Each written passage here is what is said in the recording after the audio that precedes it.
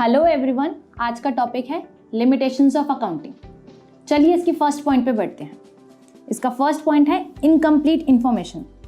Accounting statement provide only the incomplete information because the actual profit और loss of a business can be known only when the business is close down.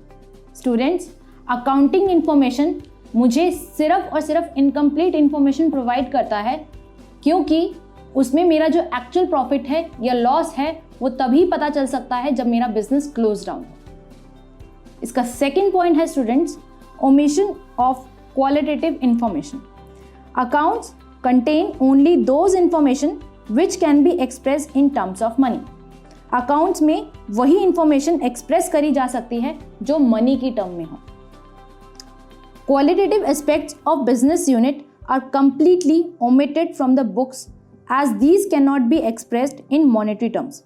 Qualitative aspect का मतलब होता है students, जैसे कि मेरी beauty, जैसे कि मेरी ऑनेस्टी, ये सब मेरे क्वालिटेटिव एस्पेक्ट्स कहलाती हैं। अकाउंटिंग में ये क्वालिटेटिव एस्पेक्ट्स को हमेशा ओमिट किया जाता है। ओमिट मतलब डिलीट करा जाता है, कभी भी लिखा नहीं जाता है, कभी भी कहीं पे भी शो नहीं किया जाता है।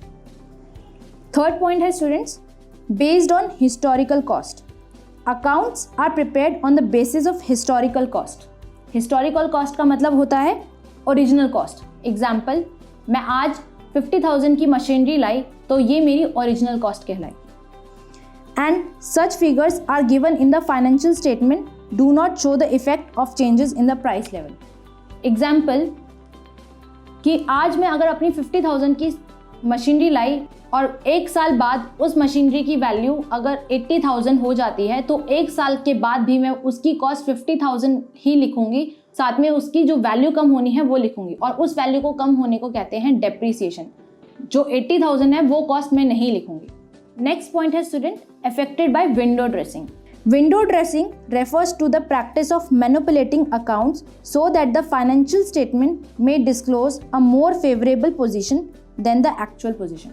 Students, इसमें हम अपने अकाउंट्स को मैनिपुलेट करते हैं, जैसे कि जो हमारी इंटरेस्टेड पार्टीज हैं देखना चाहती हैं।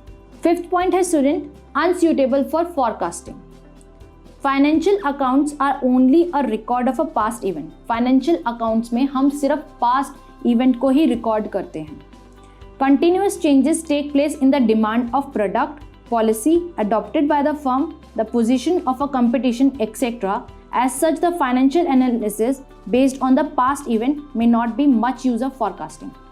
जो भी मैंने पास्ट में इवेंट कर लिया है उसी को लिखा जाता है। कंटिन्यूअस चेंजेस लाना इसमें बड़ा मुश्किल होता है। फॉरकास्टिंग का मतलब होता है चेंजेस अडॉप्ट करना। इसमें अकाउंटिंग में अनसूटेबल होता है चेंजेस को अडॉप्ट करना।